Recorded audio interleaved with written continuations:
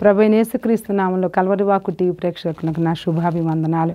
మనం హోలీ వీక్లో పరిశుద్ధ గురువారంలో మనం చేరుకున్నాం. దీన్ని ఆదేశ గురువారం అంటారు, మాండే థర్స్డే అంటారు, లాస్ట్ సప్పర్ అని కూడా అంటారు. అయితే దీంట్లో యేసు తన యొక్క శిష్యుల యొక్క పాదాలు కడగడం, యేసు మరి లాస్ట్ సప్పర్ అందరు కలిసి భోజన పంక్తిలో కూర్చోవడం, ఈ శిష్యుల్లో ఒకరు ఆయన అప్పజెప్పాలని ఆలోచించటం, ఆయన పాదాలు ఈ యొక్క శిష్యుల యొక్క పాదాలు కడగడం మనం చూస్తూ ఉన్నాం. ఈ 4 సువార్తల్లో కూడా ఈ విషయం రాయబడి ఉంది. అయితే మనం ఇప్పుడు యోహాను రాసిన సువార్త తీసుకుందాం.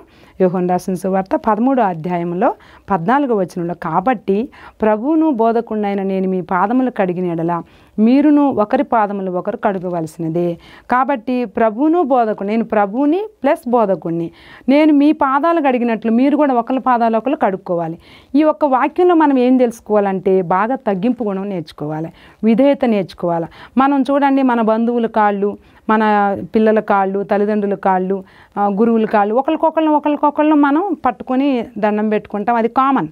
కానీ ఈయన శిష్యులు, ఈయన బోధకుడు అయ్యుండి, ప్రభువుల ప్రభు అయ్యుండి, రాజులకు రాజు అయ్యుండి, సృష్టికర్త అయ్యుండి, ఈయన ఆదిని అంతమనయుండి, అల్ఫా ఓ మేఘయుండి, మరి ఆ తర్వాత ఆయన భూత వర్తమాన భవిష్యత్తు కాలాలు ఆవరించిన వాడయుండి, నిన్న నేడు రేపు ఒకటే రీతిగా ఉన్న దేవుడు, రారాజు రాజులకు రాజు అయిన మన సృష్టికర్త అయినటువంటి దేవుడు, ఈ సృష్టి యావత్తు ఆయన చేతి కింద ఉంది కదమ్మా. ఆయన మొత్తం దీనికి అంతటికి అధికారి అయినప్పటికీ కూడా ఆయన తగ్గించుకొని శిష్యుల యొక్క పాదాలు కడగడం అనేది గ్రేట్ పని. అటువంటి గొప్ప పని చేసినటువంటి జీసస్ విషయంలో మనం చాలా తెలుసుకోవాలి. అందుకని అంటాడు ఇక్కడ 15వ వచనంలో, నేను మీకు చేసిన ప్రకారం మీరును చేయవలనని మీకు మాదిరిగా ఎలాగ చేసి తిని, నేను మీకు చేసినట్లే మీరు ఇంకొకరికి చేయాలని నేను మాదిరిగా, నేను రోల్ మోడల్గా, మీరు నేర్చుకోవడం కోసం చేశాను, మీరు తెలుసుకోవటం కోసం చేశాను, మీరు చూడాలని చేశాను, మీరు తగ్గించుకోవాలని చేశాను, మీకు విధేయత నేర్పిస్తున్నాను అని చెప్తున్నాడు.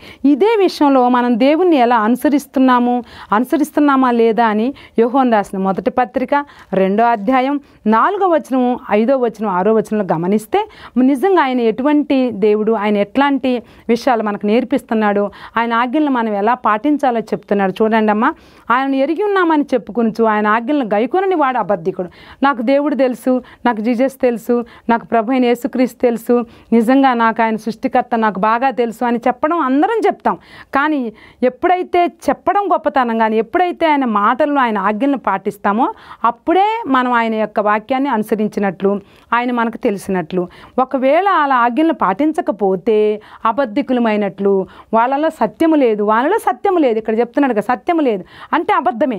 ఆయన నేను నిజంగా దేవుని బిడ్డనని చెప్పుడు ఆయన ఆజ్ఞలను పాటించకపోతే అబద్ధికుడే, వాళ్ళలో ఏమాత్రం సత్యము లేదు. 5వ వచనంలో అంటాడు, ఆయన వాక్యం ఎవడు గైకొనునో వాళ్ళలో దేవుని ప్రేమ నిజముగా పరిపూర్ణమాయను. ప్రేమ, యేసుని ప్రేమ, ఇది ఎవ్వరు కొలువలేనిది, నిజము దీనిని నమ్ము, ఇది భువి యందెంచలేనిది.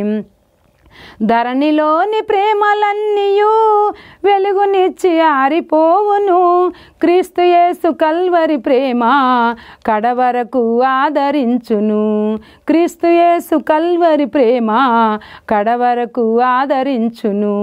ప్రేమ, యేసుని ప్రేమ, ఇది ఎవ్వరు కొలువలేనిది, నిజము దీనిని నమ్ము, ఇది భూయందెంచలేనిది. హల్లెలూయా.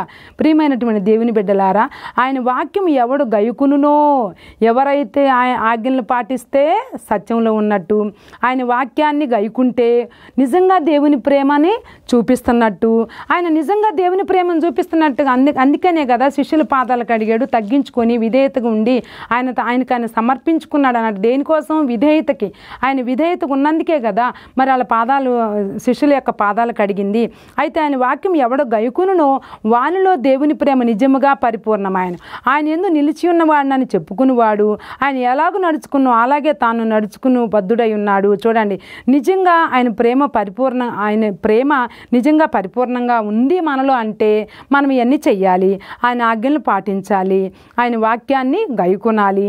ఇంకా ఏమంటున్నాడంటే ఆయన యందు నిలిచి ఉన్నవాడనని చెప్పుకునేవాడు, నేను దేవుని యందు నేను ఉన్నా, దేవుడు నాలో ఉన్నాడు, నేను దేవుని ఫాలో అవుతున్నా, నిజంగా దేవుని మాట వింటా, దేవుడంటే నాకు ప్రేమ, దేవుడంటే నాకు ఇష్టం, దేవుడంటే నిజంగా నాకు చాలా భక్తి అన్నవాళ్ళు ఆయనను ఎలాగ నడుచుకున్నాడో అలాగ నడుచుకోవాలి. ఇప్పుడు ఆయన శిష్యుల పాదాలు కడిగాడు, మరి మనం కూడా కడగాలి కదా, మనం కూడా తగ్గించుకోవాలి కదా. అటువంటి గొప్ప తగ్గింపు మనకుందా? అటువంటి గొప్ప విధేయత మనకుందా? అలాంటి తగ్గింపు చూడండి ఇక్కడ. అలాగే తాను నడుచుకున్న బద్ధుడై ఉన్నాడు. ఎవరైతే నాకు దేవుడు అంటే ఇష్టం, నేను దేవుని మాట వింటా, దేవుని వాక్యం నేను ఖచ్చితంగా గైకుంటా అనుకునే వాళ్ళు ఖచ్చితంగా ఆయన మాటకు లోబడాలి, ఆయన చేసినట్టే చెయ్యాలి.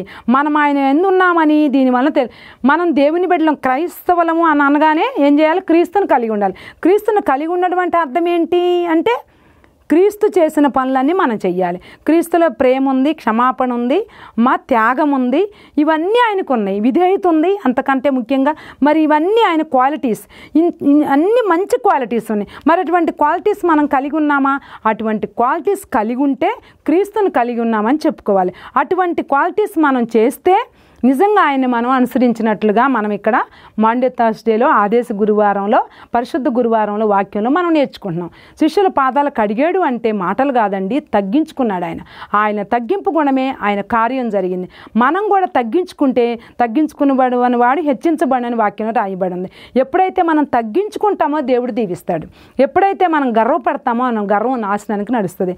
కాబట్టి ఆయన కలిగి ఉన్నామని మనం చెప్పుకోవటం కాదు, ఆయన మాటలు గైకొనాలి, ఆయన ఆజ్ఞలు గైకొనాలి, ఆయన ప్రేమను మనం అనుసరించాలి, ఆయన క్షమాపణ మనం ఫాలో కావాలి. అప్పుడే నిజంగా మనం దేవుణ్ణి కలిగి ఉన్నామనేటువంటి ప్రూఫ్ ఉంటుంది అనమాట.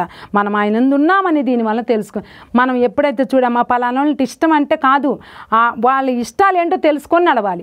మనం దేవుడు అంటే ఇష్టమని మాటలంటే కాదు, దేవుని యొక్క ఇష్టాలను తెలుసుకొని నడవగలిగినప్పుడే మనం నిజంగా ఆయన యొక్క ఆజ్ఞలను మనం నడిచినట్లు, ఆయనకు మనం విధేయత చూపించినట్లు. ఎప్పుడైతే మనం దేవునికి విధేయత చూపిస్తామో ఆటోమేటిక్గా లోకంలో అందరికీ విధేయతగానే ఉంటాం, గర్వంగా ఉండం. మరి అటువంటి గొప్ప తగ్గింపు దేవుడు మనకు అనుగ్రహించును గాక. ఆమేన్. ప్రార్థన చేసుకున్నాం.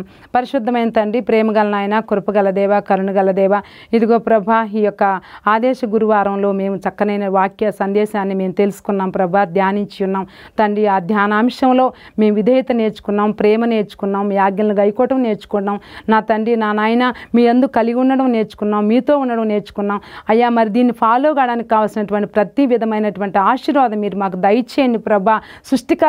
మీరు సృష్టికర్త ఉండి నా తండ్రి, లోకానంతటికి మీరు అధికారం ఉండి అయ్యా శిష్యుల యొక్క పాదాలు గడగడానికి అయ్యా శత్రువు మరి అప్పచెప్తున్నాడని తెలిసి కూడా మీరు నా తండ్రి వాళ్ళని క్షమించారు ప్రభా. నా తండ్రి క్షమించి మీ యొక్క పనిని, మీ యొక్క కార్యాన్ని మరి సఫలీకృతం చేసుకున్నారు ప్రభా. మీరు ఎంత గొప్ప దేవుడు నాయన అయ్యా. అటువంటి గొప్ప తగ్గింపును, అటువంటి ప్రేమను, అటువంటి క్షమాపణను మాకు కూడా దయచేయమని ఈ ఆదేశ గురువారం యొక్క ఆశీర్వాదాలు మా పైన, మా కుటుంబాలపైన, మా సంఘాలపైన కుమ్మరించి మీరు మహిమ పొందమని యేసు నామమును బట్టి అడుగుచున్నాం తండ్రి. ఆమేన్.